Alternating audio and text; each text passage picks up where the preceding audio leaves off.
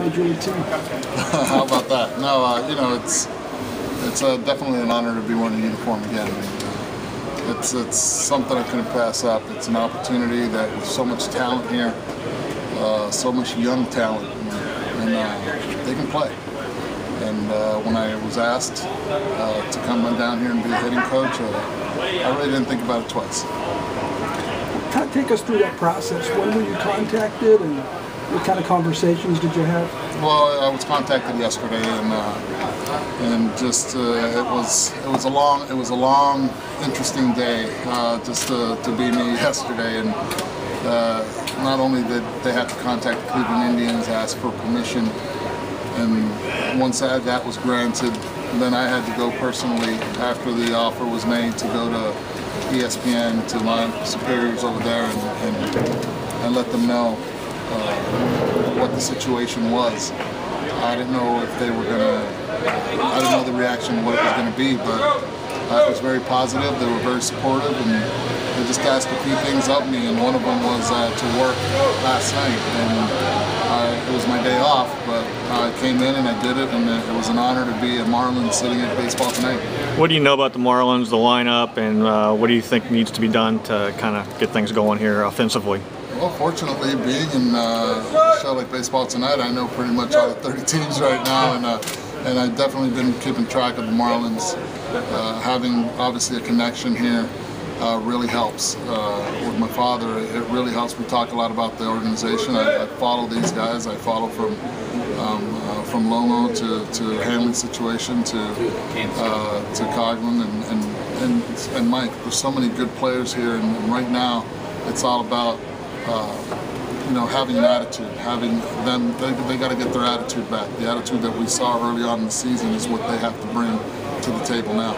Eduardo, is coaching something that you had thought about before, and also haven't had a long big league career that can be beneficial? You see a lot of hitting coaches do have a major league career behind them. Right. I mean, as a major league player, I wasn't the everyday type player, so I would always be watching techniques, always be the guy that the players can trust from my teammate standpoint. And then after I retired, you know, I coached also. I coached in winter ball. I managed there. I coached here at the WBC for Team Puerto Rico, and then with the Cleveland Indians also. A lot of people just see me as a face with a lot of makeup and in Baseball Tonight, but it's definitely been a passion of mine. And as I said, as soon as Larry and Mike contacted me and Jeffrey, it's a situation that it was too good. This is no way an indictment of John or anything, but are you surprised that particularly in the last couple of weeks, the struggles of the offense? Well, if you look at it, each organization, each team usually goes through struggles. It doesn't matter how good or bad as an organization you are. It's a matter of how can you limit that as a player. And I know just like myself and the players and John, each one can be held accountable, but at the same time, John has been working day and night with these guys, and I have utmost respect for him. It's just it's an opportunity right now that was there for me. But these guys trust him big time, and without a doubt, I understand why. They came up through the organization with him, and why not trust him? And he always has had the best interest in them, and I wish him the very best. What does it take to earn that trust? I mean, for you now, you've got to establish relationships with them. Without a doubt, without a doubt. This is the relationship. Right now, I'm here and I'm going to listen to them, and I'm going to see what each individual hitter needs. It's not. I don't want them to make an adjustment to me. I want to be able to be the one to make the adjustment to them. And once that is done, then I think that's where the trust begins. What does that mean, make an adjustment to them? It means being able to listen to what each hitter is. Each hitter's different, and that's something that we all understand. I don't expect them to have my same philosophy, each one to be with the same swing. Each swing's different. What do you know about Hanley Ramirez? That's obviously been a big issue here. He's not hit all season. Have you spoken to him, and what are your plans with him? Well, I've spoken briefly to him, with him. He's going to hit right now. What we want right now out of Hanley is health. We need him to be 100%. We don't need him to be 75 or 80%. We need to get his trust, get his confidence back. And once that happens, I believe Hanley will be fine. Right now, he just needs to get started a little bit earlier. He needs to stop thinking too much at the plate and just reacting to the pitch. Eduardo, you talked about getting their attitude back. Explain that a little bit.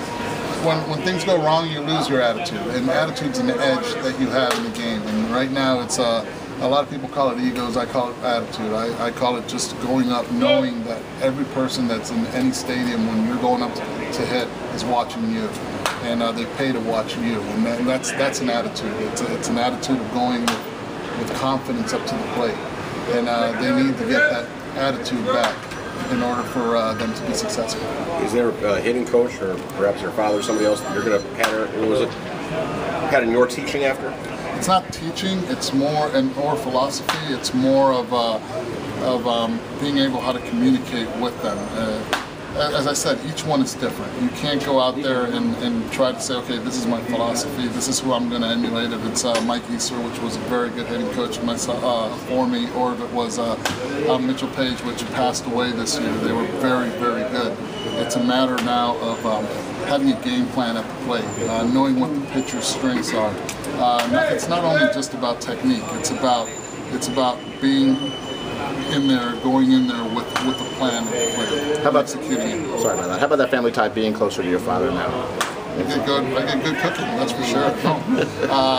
Without a doubt, I think it's a benefit. He's seen these guys day in and day out for years, so definitely I can have an insight on that aspect with my father. But personally, I mean, you get a chance to closer with them. I mean, every father and son kind of wants to work together. Yeah, it's eventually. the first time that actually we worked together in an organization. Even with all the years that I played, we never were in one organization together. I never played for the Marlins, but the utmost respect. He was one of my best teachers. So it's definitely somebody to listen to, somebody to just to fall back on. But our relationship has always been great, and I think this will just even strengthen it more. Eduardo, how good could this offense be? It can be the best in baseball. It really can. You look around and you see Handy Ramirez, where everybody just raves about him and his talent, and we haven't seen it this year. We've seen it in the past, and that's the one we have to see again. Mike Stanton, power. I want somebody else to tell me who has more power than him right now in baseball. You have a lot of speed. This offense can be really good, and as I said, we have a lot of players that can play, that are athletes, that can play different positions, that can go out there and do well on the offensive standpoint. Are you a film guy? Are you going to be crash course? Well, and all these guys? being on TV for the last 5 years, yes, I am film, and also and when I played, I was film also. But at the same time, I like going up there with the pen. These guys have the talent. It's now me. I'm just here right now to help them really get that talent even better. And one of the best ways is by being prepared. And I just want them to be prepared when they're walking to the plate and in that box. Following up on that question, like, will you look at Hanley's stance, say, when he won the batting title, bet at 342 versus what he's doing today, and see if there are any differences and try to bridge that gap? I've already compared it like 3 weeks ago, I think, in PBTN. Definitely. I want to see the rhythm. I see the rhythm. It's a little bit different. But we're different. We evolve. His body is not the same that it was 3 years ago. What we have to see is what can work for him now, not what works for him then. A lot of the guys are upset that John's gone. Without a doubt. Would that be a challenge at all to you initially, to get them to know you? And I'm going to be straightforward. This situation happened to me also as a player, and I know that they're upset, but I don't think they're upset at me.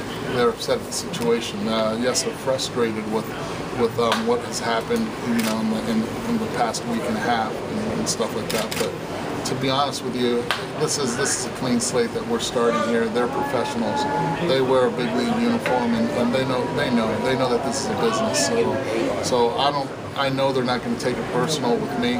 I know that they should, yes, take it personal with themselves, because as a player, you're always going to feel responsible if it's a manager getting fired or if it's a coach getting fired. So what they have to do now is represent this organization the best way they can, and that's by putting up some serious numbers.